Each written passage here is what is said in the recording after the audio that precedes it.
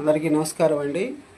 ఈరోజు విషయం ఏంటంటే, మన రాష్ట్ర ప్రభుత్వం లారీ యజమానుల యొక్క ఆర్థిక ఇబ్బందిని, వారి పరిస్థితిని దృష్టిలో పెట్టుకొని ఈరోజు గ్రీన్ ట్యాక్స్ విషయంలో ఒక మంచి నిర్ణయం అయితే తీసుకోవడం జరిగింది.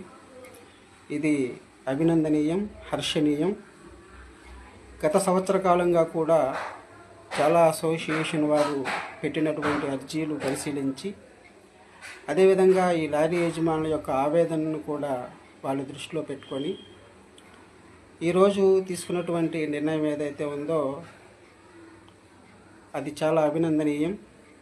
The national lorry owners association Vijayawada తరపు నుంచి మన ముఖ్యమంత్రి గారైనటువంటి నారా చంద్రబాబు నాయుడు గారికి, అదేవిధంగా ఉప ముఖ్యమంత్రి కొణిదెల పవన్ కళ్యాణ్ గారికి హృదయపూర్వక ధన్యవాదాలు తెలియజేసుకుంటున్నాం.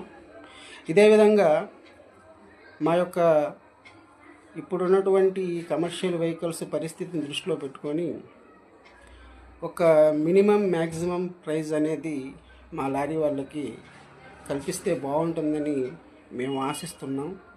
దీని మీద కూడా దృష్టి సారించి, ఎందుకంటే లారీ యజమానులకి ఒక మినిమం మ్యాక్సిమం ప్రైస్ అనేది లేదు. సో దీని కారణంగా లారీ యజమానులు దళారీల చేతుల్లో మోసపోతున్నారు. కనుక రైతులకి ఏ విధంగా అయితే ఒక గిట్టుబాటు ధర ఉందో, అదేవిధంగా ప్రతిదానికి ఒక గిట్టుబాటు ధర ఉంది. కానీ లారీ యజమానులు అనేటప్పటికీ ఏంటంటే, ఇది ప్రైవేటు వ్యవస్థ కనుక దీనికి ఒక గిట్టుబాటు ధర, కిలోమీటర్కి ఇంత, టన్నుకి ఇంత అనేది, పర్ టన్ ఇంత అనేది లేదు.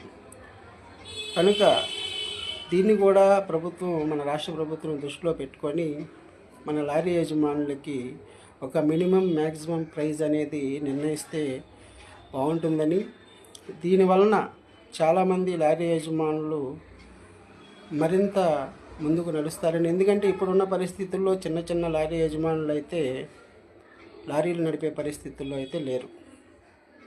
కనుక ఈ విషయాన్ని కూడా దృష్టిలో పెట్టుకొని మన నాయకులు ఒక మినిమం మ్యాక్సిమం ప్రైస్ అనేది నిర్ణయిస్తే బాగుంటుందని మేము ఆశిస్తున్నాం. ఏది ఏమైనప్పటికీ కూడా మా యొక్క ఆవేదన అర్థం చేసుకొని ఈ గ్రీన్ ట్యాక్స్ విషయంలో లారీ యజమానులకు కాస్త ఉపశమనం కల్పించడాన్ని మేము అభినందిస్తున్నాం. మా హృదయపూర్వకంగా వారికి ధన్యవాదాలు తెలియజేసుకుంటున్నాం. అందరికీ నమస్కారం. జై హింద్.